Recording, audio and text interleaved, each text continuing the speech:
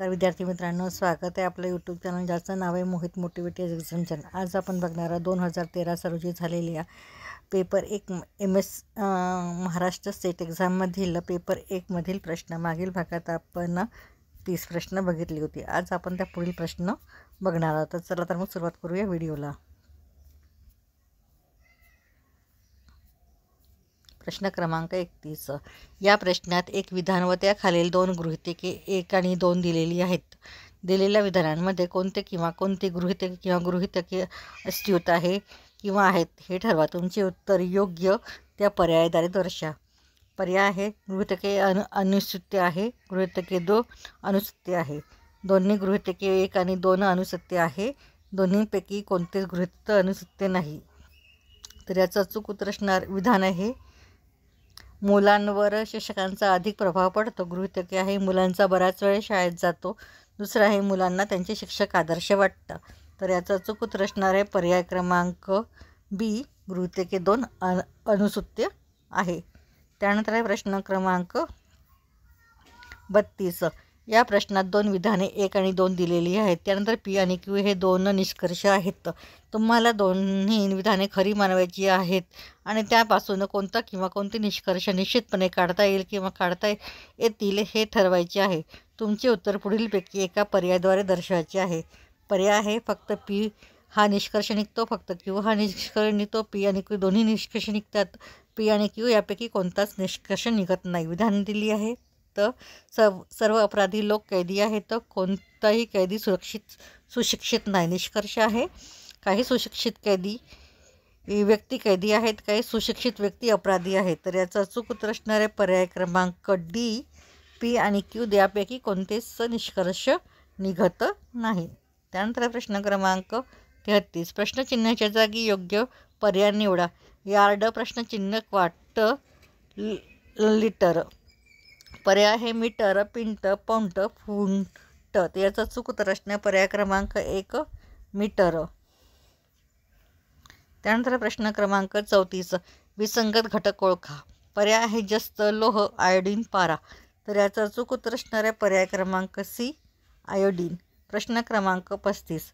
500 विद्यार्थी असलेल्या एका कनिष्ठ महाविद्यालयामध्ये 250 विद्यार्थी गणिताचे अध्ययन करतात आणि 200 विद्यार्थी जीवशास्त्राचे अध्ययन करतात। 100 विद्यार्थी गणित किंवा जीवशास्त्र यापैकी कोणत्याच विषयाचे अध्ययन करत नाही। किती विद्यार्थी गणित आणि जीवशास्त्र या दोन्ही विषयाचे अध्ययन करतात? पर्याय आहे 50, 100, 150, 250। तर याचा अचूक उत्तर असणार आहे पर्याय क्रमांक ए, 50 विद्यार्थी हे गणित आणि जीवशास्त्र या दोन्ही विषयाचे अध्ययन करतात। प्रश्न क्रमांक 36। जो संबंध दिलेल्या जोडीत आहे तोच संबंध तिच्या खाली दिलेल्या 4 पैकी एका जोडीत असेल। ती जोडी निवडा। चौरस, घन, त्रिकोण, लोलक, वर्तुळ, गोल, गोल, पृथ्वी, रेषा, दंडगोल। तर याचं अचूक उत्तर असणार आहे पर्याय क्रमांक 1 चौरस, लोलक। त्यानंतर प्रश्न क्रमांक खालील तक्त्यामधील 3 पुरुष व 2 स्त्रियांचे वार्षिक उत्पन्न दिलेले आहे। तक्त्यापासून 37 ते 39 या प्रश्नाची उत्तरे लिहा। इकडे व्यक्तींचे नावं दिले आणि दुसरीकडे त्यांचे उत्पन्न हजारामध्ये दिलेले आणि सण पण दिलेले आहेत। तर व्यक्तींचे नाव सन 1990, 91, 92, 93। मोहनचं उत्पन्न होतं 90मध्ये 120, 91मध्ये 160, 92मध्ये 200 आणि 93मध्ये 240। हरिप्रसादचं उत्पन्न होतं 90मध्ये 100, 91मध्ये 140, 92मध्ये 60 आणि 93मध्ये 200। लक्ष्मणचं होतं 90मध्ये 90, 91मध्ये 120, 92मध्ये 150 आणि 93मध्ये 200। श्रीमती मीनाक्षी यांचं होतं 90मध्ये 200, 91मध्ये 250, 92मध्ये 300 आणि 93मध्ये 370। कुमारी राधा यांचं उत्पन्न होतं 90मध्ये 120, 91मध्ये 120, 92मध्ये 150 आणि 93मध्ये 170। तर प्रश्न आता बघूया। कोणत्याही 4 वर्षाचे सरासरी उत्पन्न 1,40,000 रुपये आहे। पर्याय आहे मोहन एकटा, मोहन हरिप्रसाद दोघेही, लक्ष्मण व कुमारी राधा दोघेही, कुमारी राधा एकटी। तर याचा अचूक उत्तर असणार आहे पर्याय क्रमांक सी, लक्ष्मण व कुमारी राधा दोघेही। प्रश्न क्रमांक 38। पुरुषांची 4 वर्षासाठी एकूण सरासरी उत्पन्न हे स्त्रियांच्या उत्पन्नापेक्षा कितीने जास्त आहे 1000 रुपयांमध्ये? पर्याय आहेत 213.334 350.044 432.054 544.082 तर याचा अचूक उत्तर असणार आहे पर्याय क्रमांक 1 213.334,000. प्रश्न क्रमांक 39. पुरुषांच्या एकूण उत्पन्नाचे स्त्रियांच्या एकूण उत्पन्नाशी असलेले गुणोत्तर पूर्णांकामध्ये किती आहे? पर्याय आहे ते 14.15 15-16 23-21-16-14 तर याचा अचूक उत्तर असणार आहे पर्याय क्रमांक सी 23-21. प्रश्न क्रमांक खालील तक्त्यामध्ये 6 उद्योगांच्या सूची मूल्यातील एप्रिल ते जून दरम्यान झालेले बदल टक्केवारीमध्ये दर्शविले आहेत. प्रश्न 40 ते 42 साठी आहेत.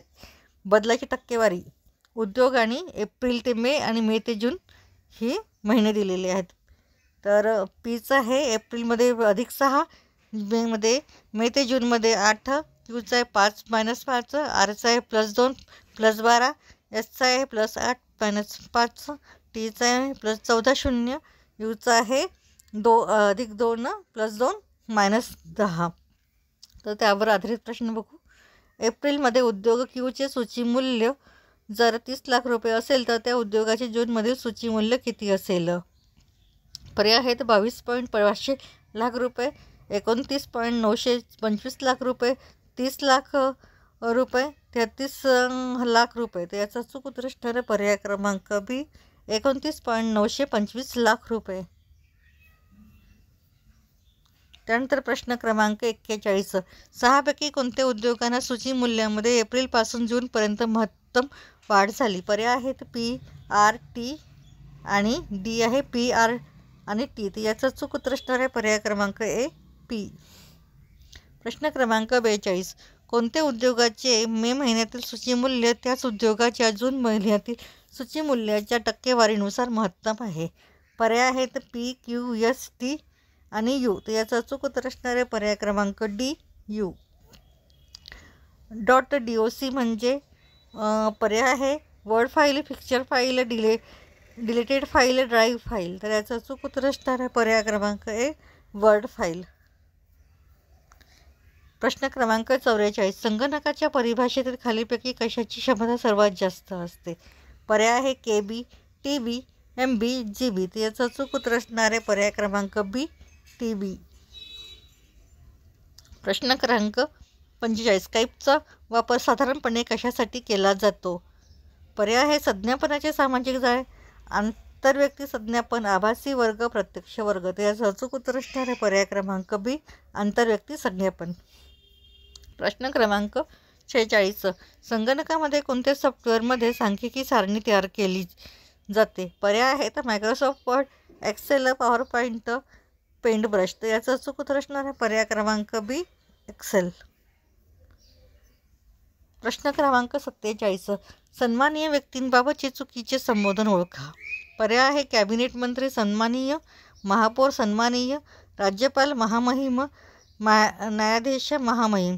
तर याचं अचूक उत्तर असणार आहे पर्याय क्रमांक बी महापौर सन्माननीय. प्रश्न क्रमांक 48.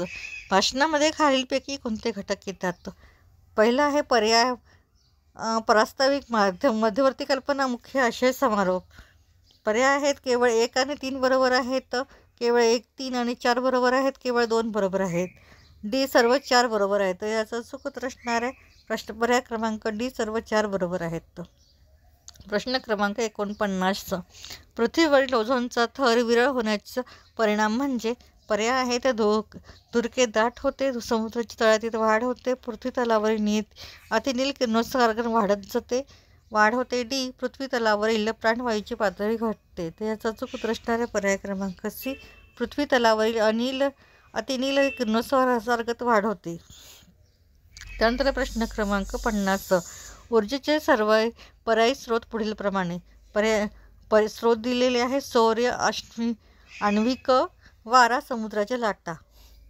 पर्याय आहे फक्त 1 आणि 3 बरोबर फक्त 1 3 1 2 आणि 3 बरोबर फक्त 1 3 आणि 4 बरोबर फक्त 2 3 4 बरोबर. तर याचा अचूक उत्तर असणार आहे पर्याय क्रमांक सी 1 2 आणि 3 4 बरोबर. प्रश्न क्रमांक 51.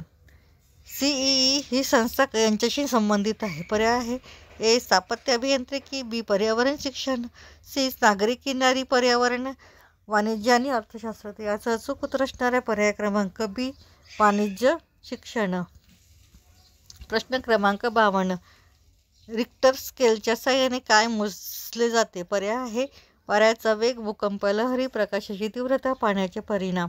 तर याचं अचूक उत्तर असणार आहे पर्याय क्रमांक बी भूकंप लहरी ह्या रिक्टर स्केलवर च्या साहाय्याने मोजले जातात. या पुढील प्रश्न आपण पुढील भागात घेऊया. व्हिडिओ आवडल्यास व्हिडिओला लाईक करा, शेअर करा, कमेंट्स करा आणि चॅनलला सबस्क्राईब करायला विसरू नका.